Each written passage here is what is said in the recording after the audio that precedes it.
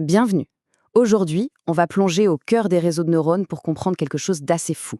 Comment une machine peut, en quelque sorte, apprendre. C'est la grande question, n'est-ce pas?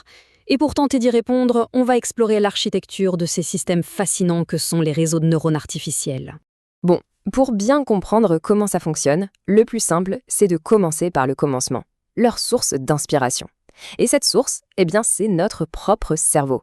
Ces réseaux artificiels sont donc bâtis sur des unités de calcul qu'on appelle des neurones.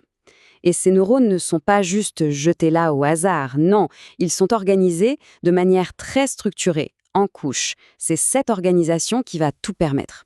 L'information, elle va circuler à travers 3 grands types de couches. Tout commence avec la couche d'entrée, c'est elle qui reçoit les données brutes, par exemple les pixels d'une image. Ensuite, au milieu, on a les couches cachées, c'est là que tout le travail se fait, que l'information est analysée, transformée. Et tout à la fin, on trouve la couche de sortie, celle qui nous donne la réponse chat ou chien. Maintenant, passons à l'élément qui connecte tous ces neurones entre eux et qui en réalité contrôle tout le flux d'informations à l'intérieur du réseau. Chaque connexion entre 2 neurones possède ce qu'on appelle un poids. Alors, ça a l'air de rien, c'est juste un chiffre, une valeur numérique, mais c'est absolument fondamental. C'est vraiment la clé de tout le système. Une manière super simple de se représenter un poids, c'est d'imaginer un bouton de volume. Il peut augmenter le signal qui passe d'un neurone à un autre ou au contraire le diminuer. C'est lui qui va donner plus ou moins d'importance à une information. Et c'est cette différence qui est capitale. Un poids élevé, ça veut dire que l'information qui passe par cette connexion est jugée cruciale, elle a une grosse influence. À l'inverse, un poids faible, ça dit au réseau que cette information est moins pertinente et qu'elle peut presque être mise de côté. Alors, comment un neurone tout seul prend sa décision? Comment est-ce qu'il sait s'il doit transmettre l'information qu'il reçoit ou pas? En fait, chaque neurone effectue un petit calcul, toujours le même, en 2 étapes. D'abord, il fait une sorte de somme de tout ce qu'il a reçu. Ensuite, il utilise une fonction pour décider si le résultat est assez élevé pour s'activer. La première étape, c'est ce qu'on appelle la somme pondérée. Le neurone prend toutes les infos qu'il reçoit en entrée, il multiplie chacune par le poids de sa connexion et il additionne tout. On y ajoute aussi une petite valeur, le biais, qui est là pour ajuster un peu le résultat final. Ensuite, ce grand total passe à travers une fonction d'activation.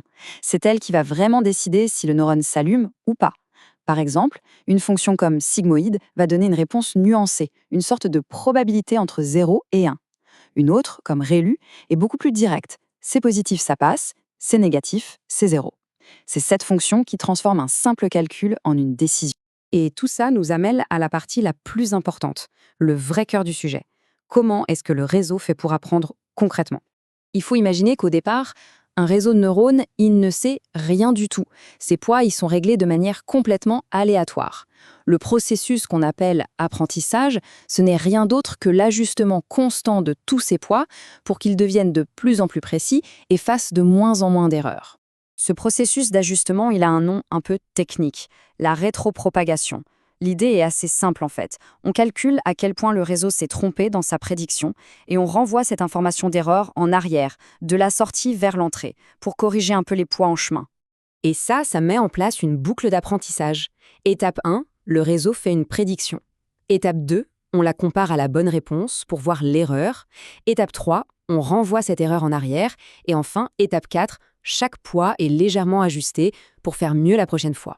Et ce cycle, il se répète des milliers, voire des millions de fois. Donc, le point vraiment crucial à retenir, c'est que l'apprentissage, ça n'a rien de magique. C'est un processus mathématique, une optimisation. On cherche juste à ajuster les forces des connexions, les fameux poids, pour minimiser l'erreur encore et encore. Et ce processus, qui est finalement très mécanique, nous laisse avec une question assez fascinante pour la fin. Si apprendre n'est au fond qu'un immense calcul pour ajuster des valeurs, où est-ce qu'on situe l'intelligence dans tout ça? C'est une question qui continue d'animer d'énormes débats.